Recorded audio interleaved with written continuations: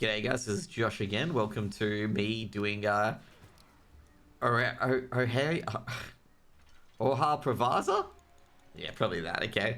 We should keep it in here, right? This is the only actual cinematic view where you can actually move your character on. There are two bosses in this instance, the Mercury Captain and Albion. Okay, the hardest boss being Albion, but Mercury Captain can be prove a bit of a challenge as well, especially if you're challenging this at 1370 eye level. The main reason why is that there's a few mechanics in these boss fights that can actively wipe groups overall for the mistake of one person, okay?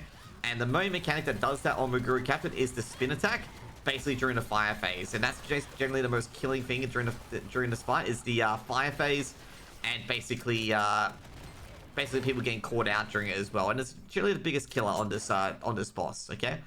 So Oreha Prevaza has a lot of trash as well, as you can see here. It's basically like the story mode instance of it as well. It has a lot of trash in general. Now, let's get started with the thingo. Oreha Prevaza, jeez, graphics really. I'm doing this on Twitch TV, by the way, guys. Twitch TV / only Josh on TV, as graphics trolls me on my poor pronunciation. Well, not trolls me, but corrects me, but anyways. But Mercury Captain, he's got a few mechanics in him as well. So Mercury Captain, he's got a few slashes. He's got a spin attack. He's also got a final slash. There's also, if you get hit by him 3 times, that you get stunned. And if you get caught in the whirlwind attack during fire, he will do his final slash attack as soon as he gets 3 stacks. And he will damage everybody, okay? And it can lead to a wipe as well, because it hits everyone for a certain amount of damage. And if these people are going out to the fire to dodge the whirlwind attack, you know, getting some extra damage on top of the fire doing them damage, because the fire does about 6k damage generally per tick. You can wipe your group by getting hit by that attack as well. But he does do some indications as well that he's doing it, which is like preparing his axe, for example, and also as well, he does prepare his axe for a swing counter and stuff like that as well. Now you want to be aware of that as well. Now, Mercury Captain is going to be the first boss, and he's a quite tough boss as well. After the fire phase, he does spawn 3 statues, which increases either a damage or as a shield. If you kill any of these statues, you are going to have to, you'll get stunned about 10 seconds later, and people are going to have to free you as well. Now, basically, look at his axe basically as well. When he does certain attacks, basically back away. So that's what you call the clockwise attack as well. Basically, he puts his geyser down, and then he basically, it goes for a 90 degree angle, and then you just got to back out. Now, this is the fire attack as well. This is the whirlwind. You need to back off because he'll do the final strike if he hits 3 strikes. Now, this is getting really hard as well, whether you to get in or not, because he does the final strike and the other mechanics look exactly the same. He also does a run around mechanic as well, which is, you can see here, he can run around the place. Now, you got to realize, like, you got to see how he readies his stuff as well. That is going to be a whirlwind, okay? So if he readies his axe like that, it gets a Lewis Sheen, he's going to do a whirlwind. If you get caught in that whirlwind, you are going to die, most likely. If you're at 1370 eye level, you are most likely going to die 100%. Now, this is final strike, which he hits everyone. So if anyone's caught in that, they die, basically. And as you can see here, it dealt a lot of damage to me. Just an FYI. Now, here comes the other things, the statue. And since someone destroyed a statue, someone's going to get in prison very shortly. And also has a little void zone in it as well, to make sure that you don't go in there, basically. So that's pretty much the boss fight for Mr. Mercury Captain. You can see here, you saw the statues, and you also saw the whirlwind as well. So if you get caught and you die, so you saw Yay die very easily there. That's what happens when you get caught in the whirlwind, and you get caught in the death strike, and instantly kills you. And also the 90 degree geyser attack as well. Now, next up is Albion. Okay, so Albion is very, very difficult compared to normal mode Albion, is where he will already be chaos mode. And he also, the spark attacks also 1 hits. Even at my advanced eye level, the spark attack can 1 hit. And he also, just watch out for the claws in general. This is just it's basically, if you ever played the game called Raiden or anything like that, where, you know, you're that little jet, this fight is just basically like a bullet hell. As you guys can see here, there's a lot of mechanics going everywhere, and you just got to be able to dodge it all.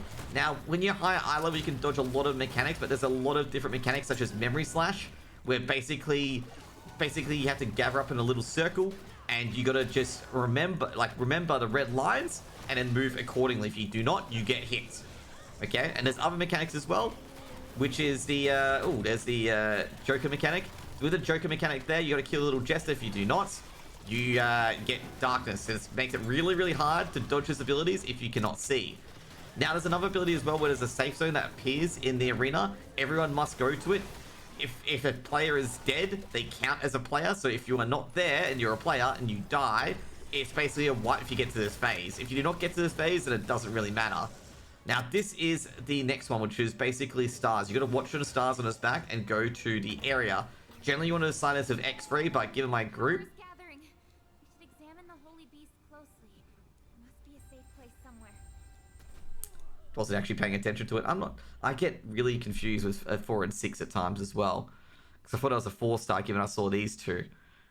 But it was actually a 6-star. But anyway, so basically pretty much you got to go into the corners as well.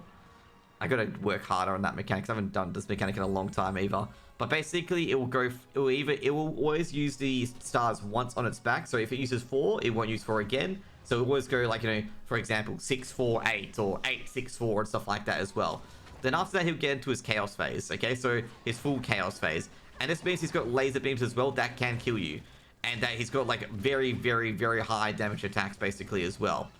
And also, not to mention as well, he's got the enhancements as well from the previous fight. So every second or so, he gets enhancements, and players will basically die over time. Now, he does a lot of damage, by the way. The enhancements also empower the stuff behind him, and also he attacks a lot quicker as well.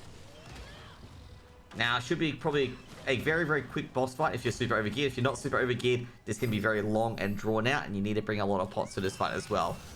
After that, that's pretty much Albion as well. The other mechanics that we did not see is we did not see the mechanic where there's a safe zone or the memory swipe. So the memory swipe, what you got to do there for the memory swipe is that you just got to remember where it is. Like, for example, if it swipes the top, swipes the middle, then swipes the bottom, then you go basically, you know, stay in the middle, go to the bottom, then go to the middle again, basically.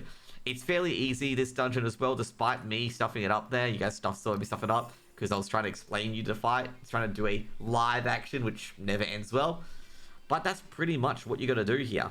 And that's the loveliness of these Abyss dungeons. Now, the other one we didn't see as well is the safe zone, where everyone has to get to a certain safe zone, and if they're not there, it's basically a wipe, and that includes dead people as well. So it's actually very, very important that you do not die on this fight. Very, very important. So everyone needs to be able to manage the mechanics, basically.